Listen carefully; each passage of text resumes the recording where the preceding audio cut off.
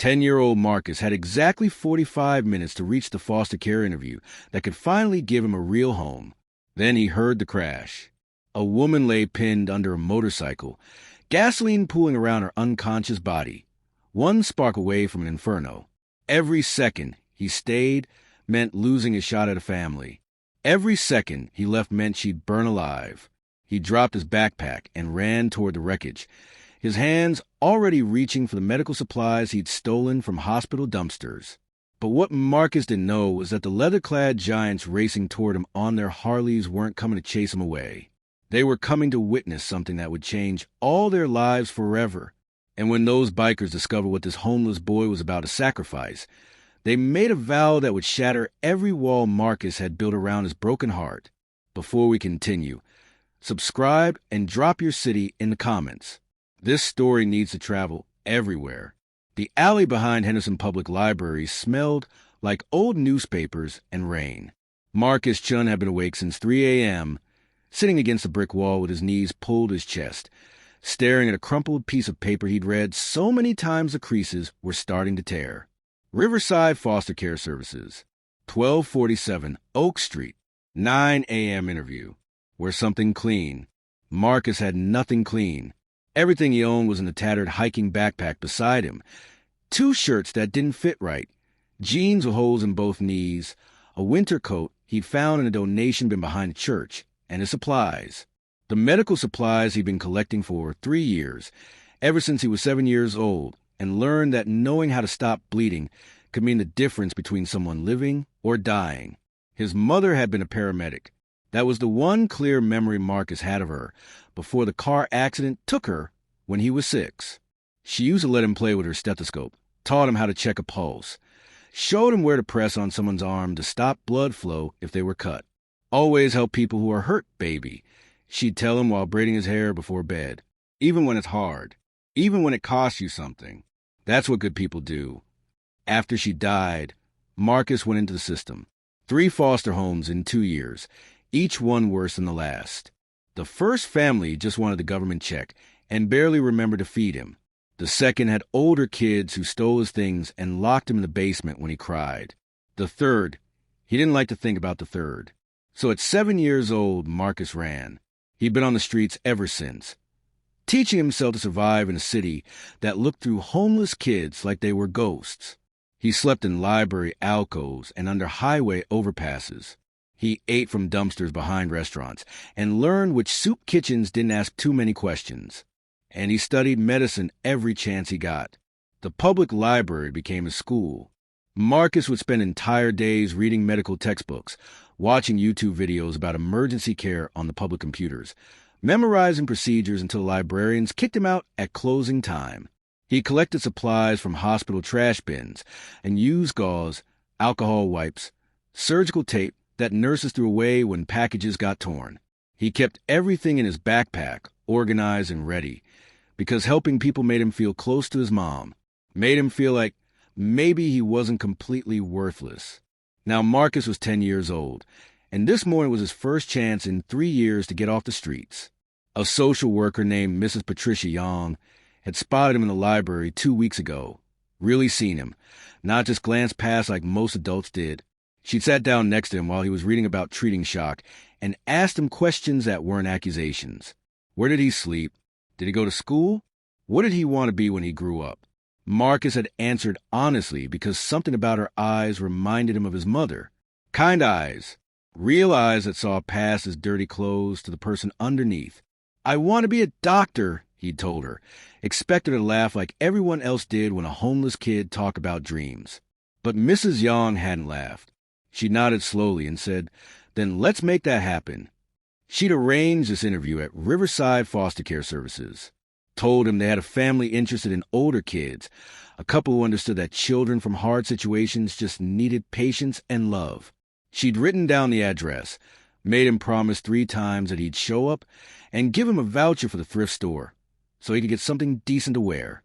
Marcus had used that voucher yesterday, spending an hour picking through racks until he found khaki pants that only dragged a little on the ground and a button-up shirt with just one small stain near the collar. He'd washed his face and hands in a gas station bathroom, tried to comb his shaggy black hair with his fingers, practice his answers in the mirror. Why do you want to be adopted? Because I'm tired of being alone. What can you bring to a family? I'll work hard. I'll be quiet. I won't be trouble. What are your goals? To help people. To make my mom proud. Now, it was 7:43 in the morning, and Marcus needed to catch the 8:15 bus to make it across town, with enough time to find the building and calm his racing heart before the interview. He stood up slowly, his joints stiff from sleeping on concrete, and carefully folded the paper before putting it in his front pocket, where he could check it every few minutes to make sure it was still real. He'd make it. He'd be early, even. He'd smile and shake hands like adults did, and show them he deserved this chance. Marcus slung his backpack over his shoulders and started walking toward the bus stop 6 blocks away. The morning was cool and gray, the kind of November day where you could see your breath. His stomach cramped with hunger. He hadn't eaten since yesterday afternoon when he'd found half a sandwich in a park trash can, but he ignored it. After today, maybe he wouldn't have to dig through garbage anymore. Maybe he'd have regular meals and a bed, and someone who cared if he came home at night. He was 4 blocks from the bus stop when the world exploded into chaos. The sound came first, a screech of tires, then a horrific crunch of metal hitting metal, then screaming. Marcus's head snapped toward the intersection of Miller and 3rd, where a motorcycle had T-boned a sedan that had run a red light. The bike was on its side, twisted metal and shattered plastic scattered across the asphalt. The car's front end was crumpled, steam hissing from the broken radiator. And underneath the motorcycle, partially trapped, was a woman. She wore leather riding gear, her helmet cracked from impact, and she wasn't moving.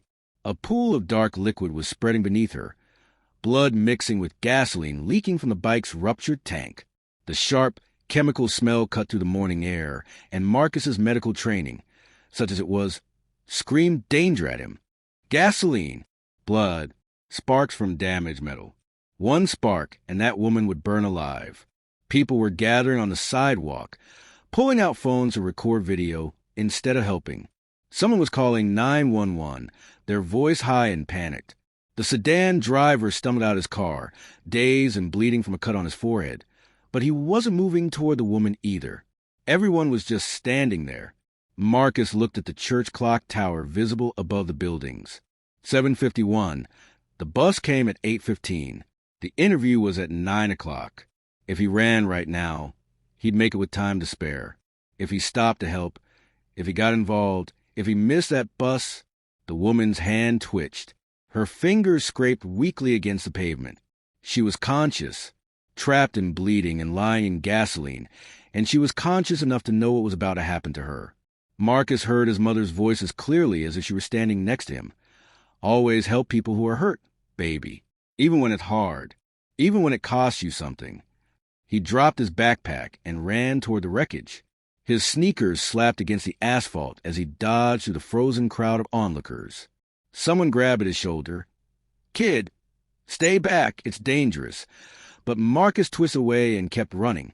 He could see the woman's face now through the shattered visor of her helmet.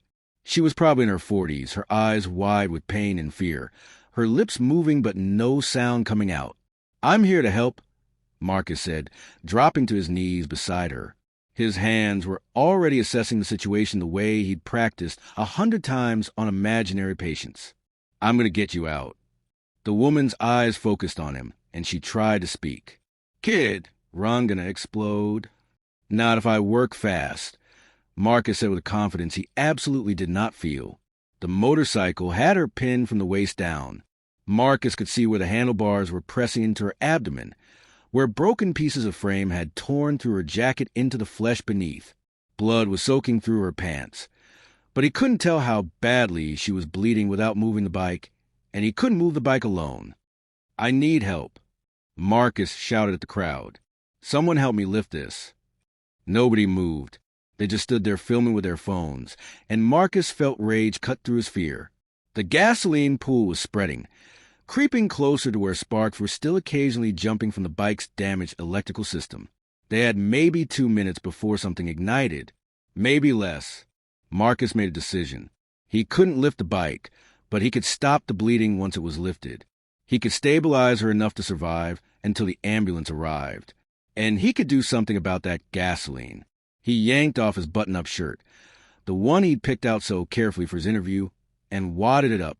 Then he lay on his stomach in the gasoline and blood, pressed the shirt against the bike's leaking fuel tank, and used his body weight to tilt the tank away from the woman's trapped legs.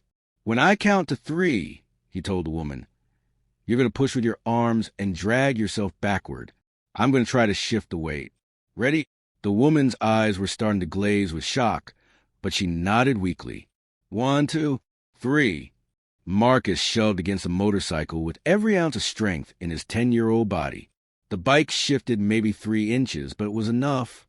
The woman screamed and dragged herself backward, and Marcus immediately scrambled around to her bleeding legs. He pulled his backpack toward him and dumped out the medical supplies with shaking hands. Gauze, tape, alcohol wipes, scissors. His fingers were slick with gasoline and blood, but he forced them to work anyway. The worst bleeding was from her left thigh, where a piece of the bike's frame had punctured through. Marcus wadded gauze against the wound and pressed down hard, counting seconds in his head while the woman whimpered in pain. 20 seconds. 30. The blood flow was slowing but not stopping. He needed to make a pressure bandage. Marcus grabbed the medical tape and wrapped it around her thigh, over the gauze, pulling it tight enough to compress the wound without cutting off circulation completely. His hands remembered the motions from a YouTube video he'd watched 6 months ago. His mother's voice guided him through each step. The woman's breathing was getting shallow. Shock setting in. Marcus elevated her legs on his backpack to help blood flow to her vital organs. He checked her pulse, rapid but present. He looked for other injuries.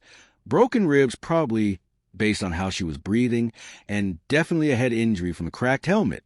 "Stay with me," Marcus said, taking her hand. "Ambulance is coming. You're going to be okay. Just stay with me." The woman's eyes found his face. "You're just a kid." "Yeah, well, kids can help too," Marcus said and kept holding her hand. That's when the motorcycles arrived. The sound built like thunder, growing louder until it filled the entire street. 5 Harleys came around the corner in formation, their engines roaring, and skidded to a stop around the crash scene. The riders dismounted in perfect synchronization, big men in leather vests with patches that read Desert Riders MC across their backs. The lead rider, a man built like a mountain with a gray beard and arms covered in tattoos, strode toward Marcus and the injured woman. He took in the scene in one glance. The kid covered in blood and gasoline, the makeshift bandaging, the woman who was definitely still alive when she absolutely shouldn't be. "Holy shit," the biker breathed. "Kid, did you do this?" Marcus looked up at him, and suddenly the adrenaline that had been keeping him moving drained away all at once. His hands started shaking uncontrollably. His vision blurred with tears he'd been holding back. "I tried," Marcus whispered. "I tried to stop the bleeding. Is she going to die?" The biker knelt down and gently moved Marcus aside so he could examine the woman. "Sarah," he said, his voice cracking. "Sarah, can you hear me?" The woman's eyes fluttered open. "Rick, kid, save me." The biker named Rick looked at Marcus with an expression that held shock, gratitude, and something else Marcus couldn't identify. The other bikers had formed a protective circle around them, blocking the filming phones, calling out orders to the crowd to back up and give them space. One of them, a younger guy with kind eyes, put his hand on Marcus's shoulder. "Paramedics are 2 minutes out, little man. You did good. You did real good." Marcus pulled away and scrambled for his backpack, his fingers searching frantically through the remaining supplies for the paper with the address. The interview that was his only chance. He found it soaked with gasoline and blood, the ink running and illegible, the paper disintegrating in his shaking hands. "No," Marcus whispered. "No, no, no, no, no." He looked at the church clock tower. 8:32. The bus was gone. The interview was in 28 minutes on the other side of town. And even if he ran the entire way, even if he somehow made it, he was covered in blood and gasoline without a shirt, his only nice clothes destroyed, and there was no way anyone would let him into that building looking like he'd crawled out of a crime scene. It was over. His chance was gone. Marcus crumpled the dissolving paper in his fist and felt something break inside his chest. 3 years. 3 years of surviving on the streets, of teaching himself medicine, of dreaming about being a doctor someday. 3 years of being invisible and cold and hungry and alone. And one interview that could have changed everything. Gone, because he'd stopped to save someone. The woman's voice cut through his spiraling thoughts. "Kid, come here." Marcus crawled back to her side, tears streaming down his face that he couldn't stop anymore. "What's your name?" she asked, her voice weak but steady. "Marcus." "Marcus, how old are you?" 10. The woman's hand found his and squeezed with surprising strength. "You saved my life, Marcus. A 10-year-old kid saved my life." "Why?" Marcus's voice came out broken. "My mom, she was a paramedic. She died when I was 6. She always said to help people even when it's hard, even when it costs you something." He looked down at his ruined clothes, at the destroyed paper still clutched in his other hand. "I had a foster care interview today. It was my first chance in 3 years to get off the streets, to have a family. And I missed it because I stopped to help you, and now it's gone and I'll never." His voice broke completely, and suddenly Rick's massive hand was on his shoulder, firm but gentle. "You're homeless?" the biker asked quietly. Marcus nodded, unable to speak anymore.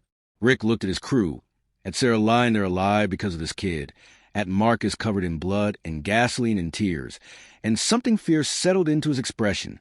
Where was this interview supposed to be? Marcus held out the ruined paper. "Doesn't matter. It's destroyed, and I missed it, and they'll never." Riverside Foster Care Services. One of the other bikers read from the remaining legible fragments. "That's Judge Morrison's program. I know her." The sirens were finally audible now, growing closer. Rick stood up and pulled out his phone, his fingers already dialing. "Marcus, listen to me," Rick said, his voice carrying absolute certainty. "You just saved my club sister's life. You gave up your future to stop and help a stranger. That kind of courage, that kind of heart, that doesn't go unrewarded. Not on my watch." He pressed the phone to his ear. "Patricia? It's Rick Davidson from Desert Riders. I need you to listen to me very carefully, because I'm about to tell you about the most extraordinary kid I've ever met, and you're going to move heaven and earth to make sure he gets his interview."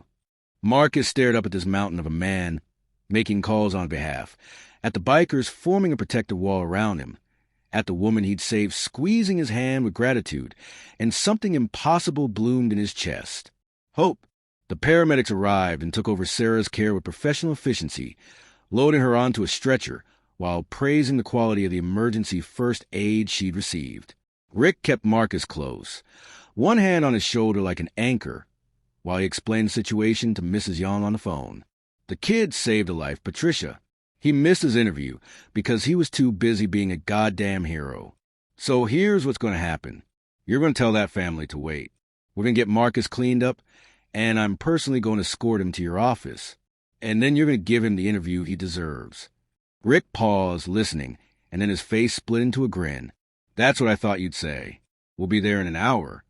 He ended the call and looked down at Marcus. "Interview's rescheduled for 10:30. We've got time to clean you up and get you there. You're not losing your chance, kid. Not today." Marcus's legs gave out, and he would have collapsed if Rick hadn't caught him. The biker lifted him easily and carried him toward the motorcycles while the other desert riders formed up around them. "Prospect." Rick called to the youngest-looking member. "Give the kid your shirt and jacket. Find him some clean pants from someone. Make it happen." Within minutes, Marcus found himself wearing an oversized T-shirt and jeans rolled up at the cuffs, with a leather jacket draped over his shoulders that hung down past his knees. He looked ridiculous, but he was clean and covered, and the bikers were treating him like he mattered, like he was worth saving. "Ever ridden on a motorcycle?" Rick asked, handing Marcus a helmet. "No, sir." "Well, today's full of first then. Hold on tight, and trust me, I'll get you there safe." They arrived at Riverside Foster Care Services at 10:15, 5 massive motorcycles pulling into the parking lot and cutting their engines in synchronized silence. Marcus climbed off Rick's bike with shaking legs, and the biker knelt down to meet his eyes. You go in there and you tell them the truth about what happened this morning. You tell them about Sarah, about the medicine you taught yourself, about wanting to be a doctor. And Marcus. Rick's voice got rough with emotion. You tell them that you're the kind of kid who gives up everything to help strangers, because that's the kind of person families dream about having in their lives. Mrs. Young met them at the door, her eyes red like she'd been crying. She took one look at Marcus in his borrowed clothes and pulled him into a hug so tight he couldn't breathe. "I'm so proud of you," she whispered. "So incredibly proud." The interview lasted 2 hours. The Foster family, David and Lisa Martinez, listened to Marcus's story with tears streaming down their faces. They didn't care that he showed up late in borrowed clothes that didn't fit. They didn't care that he was covered in gasoline and had blood under his fingernails he couldn't quite scrub out in the bathroom. They cared that he'd sacrificed his one chance at a family to save a stranger's life. "We'd be honored to have you in our home," David said, his voice thick with emotion. "If you'll have us." Marcus looked at this couple who saw past his circumstances to the person underneath, at Mrs. Young, who'd never stopped believing in him, at the window where he could see Rick and the desert riders waiting in the parking lot to make sure he was okay. "Yes," Marcus whispered. "Please." "Yes." 3 months later, Sarah was released from the hospital with a full recovery and immediately tracked down Marcus's new address. She showed up at the Martinez house with Rick and the entire Desert Riders MC, carrying gifts and gratitude and a proposition that would change Marcus's life again. "You saved my life," Sarah said simply. "Now let me save yours back." She was a surgeon at Henderson General Hospital. She used her connections to set up a full scholarship fund for Marcus. Private school, then college, then medical school, everything covered. The Desert Riders MC matched the fund, then doubled it. And suddenly Marcus had not just a family, but an entire community investing in his future. At 17, Marcus graduated high school as valedictorian. His speech was about one morning when he'd chosen to help instead of walk away, and how that choice had given him everything. At 26, Dr. Marcus Chun completed his residency in emergency medicine at Henderson General. His first day on the job, he saved 3 lives. His last day, when he retired 40 years later, the number was too high to count. He married, had children of his own, and taught each of them the lesson his mother had taught him. Always help people who are hurt, even when it's hard, even when it costs you something. And every year on the anniversary of that November morning, Marcus and the Martinez family rode with the Desert Riders to visit Sarah, and they remembered together that one choice made in the face of impossible odds could echo forward through time and change everything. Marcus hadn't missed his interview. He thought he'd lost his only chance. But he'd gained a family, a future, and proof that the world still rewarded courage. Subscribe if you believe kids like Marcus deserve protection. Comment, help who you can if this story moved you. Because somewhere right now, a child is facing an impossible choice. And they need to know that heroes still exist, that sacrifice still matters, that one moment of courage can change absolutely everything.